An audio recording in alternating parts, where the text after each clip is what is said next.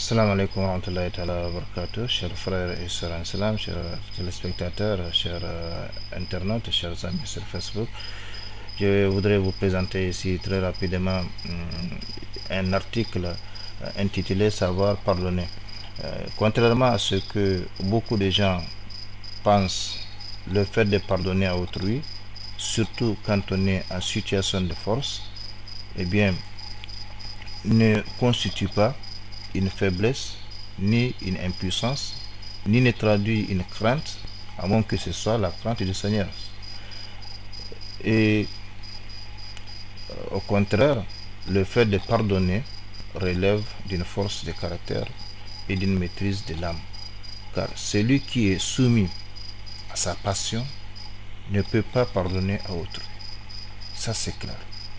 Celui qui est dominé par sa passion, par son âme, ne peut pas pardonner à autrui. Certes, nous ne voulons pas entrer ici dans les détails des versets et des hadiths qui recommandent aux musulmans de pardonner aux autres, mais signalons ceci. En islam, le fait de pardonner à autrui constitue non seulement une vertu, mais également une occasion d'être pardonné par le grand pardonneur qui est Dieu, conformément au principe de la réciprocité de comportement.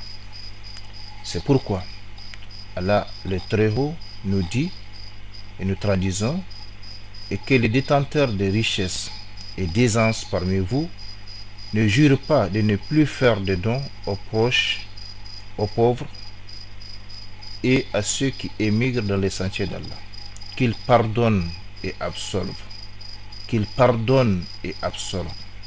N'aimez-vous pas qu'Allah vous pardonne? Et Allah est pardonneur et très miséricordieux.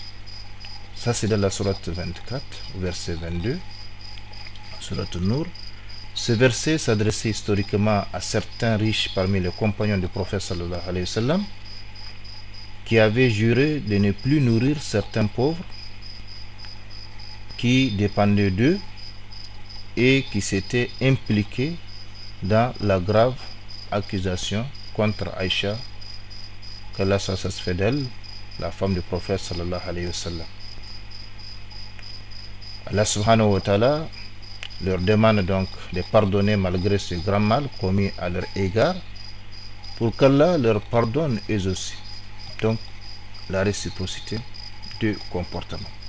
Et nous avons besoin aujourd'hui de comprendre ces principes. Si vous ne pardonnez pas, eh bien il est tout à fait logique que vous ne soyez pas pardonné.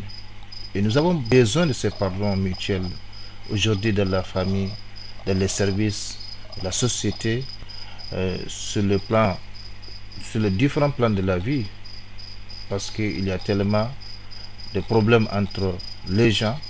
Eh bien, sans cette vertu, la vertu du pardon, eh bien, la vie serait difficile. Par conséquent, en tant que musulman, en tant que croyant, en tant que celui qui espère être pardonné par son Seigneur, eh bien, qu'il apprenne à pardonner. Ceci nous montre clairement que ceux qui ne savent pas pardonner à autrui, eh bien, ne seront pas pardonnés par autrui.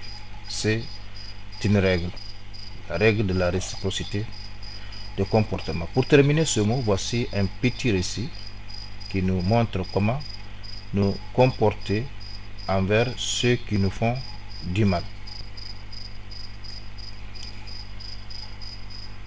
Ce petit récit intitulé Les deux amis, c'est l'histoire de deux amis qui marchaient dans le désert.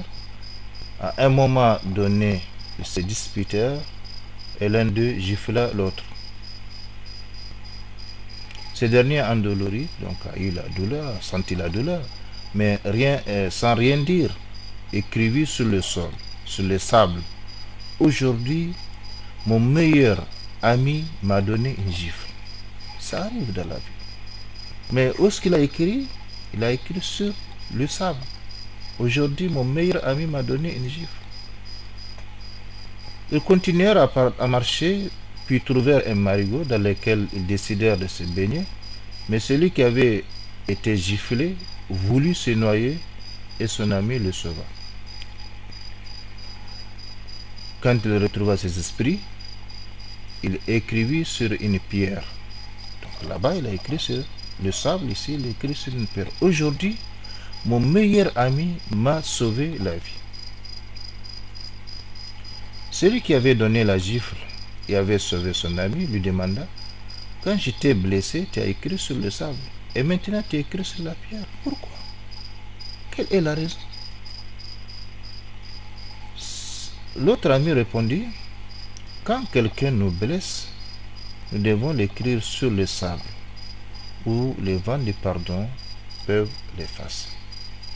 Oui, quand quelqu'un nous blesse, nous devons l'écrire sur le sable, où les vents du pardon peuvent l'effacer. Mais quand quelqu'un fait quelque chose de bien, pour nous, nous devons le graver sur la pierre, où aucun vent ne peut l'effacer. Mais quand quelqu'un fait quelque chose de bien, pour nous, nous devons le graver sur la pierre, où aucun vent ne peut l'effacer. Apprenez à écrire vos blessures sur le sable et à graver vos joies sur la pierre. Apprenez à pardonner, car celui qui ne sait pas pardonner à autrui ne sera pas pardonné par autrui. Ces mots, je l'ai trouvé sur Internet et j'ai fait quelques arrangements afin de vous les présenter ainsi. Et Allah subhanahu wa ta'ala nous aide à méditer donc. Que Dieu vous bénisse. Merci. Assalamu alaikum wa rahmatullahi ta'ala wa barakatuh.